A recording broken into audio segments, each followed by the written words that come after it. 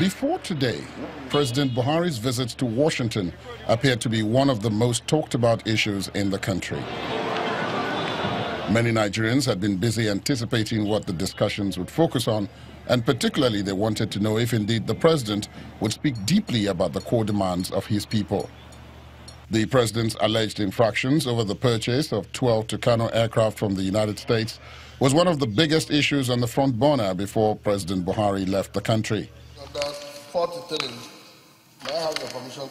The National Assembly, in fact, threatened impeachment, questioning the president's actions and describing them as unconstitutional. But all that may get some relief now, since the United States President Donald Trump has cleared the air, but perhaps not on the legality of the action.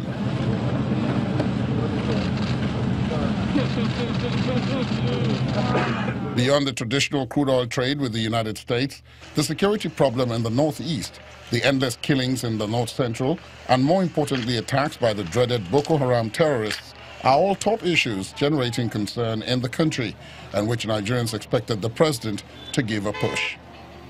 The current U.S. visit by President Buhari also came at a time when Nigeria-U.S. trade and economic relations are in much need of a very strong boost, at least on the part of Nigeria, struggling to shake off the impact of the 2016 economic recession.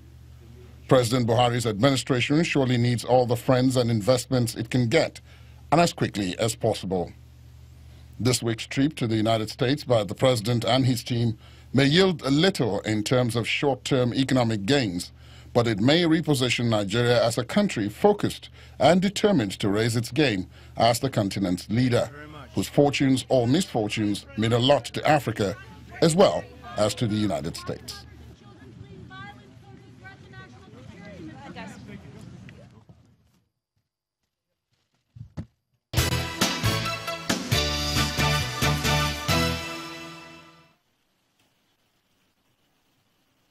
Welcome back to Sunrise Daily. Standing by with me is Honorable E.J. Agbonayinma, a member of the House of Representatives. I was just asking you before the break about the different takes coming from those within your party concerning the controversial payment made to the U.S. government for the Super Tucano jets. What's your response? Well, like I've said before, I think with all the people around Mr. President, I think they should have done the needful by, putting the National Assembly or the no, which is the law. But however, this action taken by Mr. President, President Buhari, for me, it was an action that needed to be taken because we needed the aircraft. Over the years, U.S. have refused to sell to Nigeria. And this time, giving Mr. President the leeway to purchase this arm was a credit to Mr. President and to Nigeria in general. So I will want to say that I want to appeal. My appeal is so that Nigerians are suffering, so that we can focus on other issues to put food on Nigeria's table. A lot of people can never afford to have 1 or 2 square meals a day. So I want to say that that action, I see it as a genuine, effort and a genuine error that they did not notify the National Assembly. Even now, the notified National Assembly, I also must appreciate Mr. President for doing that. Other presidents have never done that. Let me ask you about. It's a serious issue that should be, at least addressed. Honorable member, when you look at this trip, Nigerians are naturally going to ask the question: what is of benefit to the nation? How does this touch ordinary lives of the people of this country? Let's get into the issues. We understand that the federal government is negotiating with Boeing to procure a series of aircraft for the new national carrier in terms of aviation. We were told that the federal government has signed a concession agreement with General Electric for this $2 billion revamp of the nation's railway system. And we've been told that there is a negotiation between the federal government and the United States government on local production in Nigeria of American agricultural equipment, tractor trailers, etc., etc. Do you think that there has been enough progress made on this trip to justify this visit? That's understatement, Mr. Ajere. This visit of Mr. President Buhari to the White House, for me, is the best that I've ever seen so far. Coming back to Nigeria after many years in America, this is the step in the right direction for Mr. Buhari being able to market, to sell Nigeria. Not this negative report we are saying. There are other problems all over the world, but Nigeria is our own. So I want to see a lot of investors coming to Nigeria to do business. Look at Dubai. Dubai was a desert 20 years ago.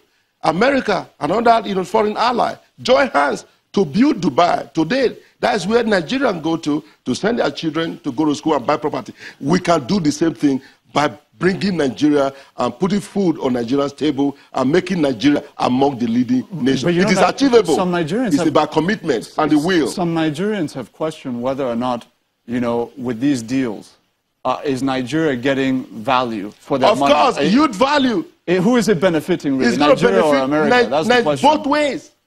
It's give and take. It's going to benefit America. It's going to benefit Nigerians the more, so that we can create enabling environment, creating employment for the youth, the teenage youth that is suffering out there. After graduating for 4 or 5 years, they are still at home with nothing, and you are blaming because we must do the needful. Nigerians deserve to get the best, and we must support government in every state. The governors must do their part. Some of them travel as soon as they get their federal allocation to foreign destination. They must join hands, do things so that the center can also be able... Yes, Honorable Member, when you look at the issue of corruption, we are now informed that President Donald Trump and President Buhari have agreed to get the repatriation of those looted Abacha funds that had been trapped around the world under U.S. jurisdiction of about $500 million. And we know that during the press conference, President Trump had some comments about President Buhari's fight against corruption. What is your take on what you heard from President Trump yesterday on the issue of the corruption fight in Nigeria, and do you think it tallies with reality? Very, very well. This is what I said. I appreciate the speaker, because he have also been committed. I've traveled to U.S. on this issue, having meeting with the U.S. Congress in support of trying to get our looted funds back to Nigeria. And the Attorney General of the Federation, Malami, have also done well, joining hands with me and others. But I'm telling you that, you see, we have to do something. Unfortunately, it is only Abacha loot we are seeing, we are hearing, because it's no longer here. There are so much other looted funds that have gone to global destinations. I raised an issue at this platform on China, over $17 billion US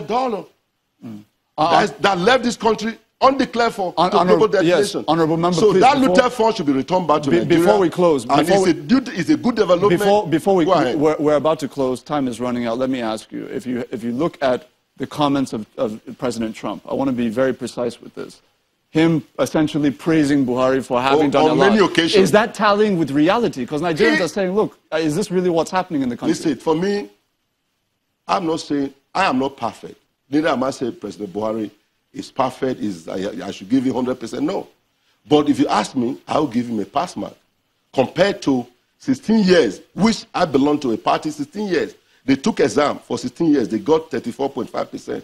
Buhari came in less than 4 years. I'll tell you, he has gotten over 75%. So I'm saying that the looted fund, not just Abacha loot. I'm sick of talking about Abacha loot. What about other loot? What about those who looted this country, former president, that looted this country?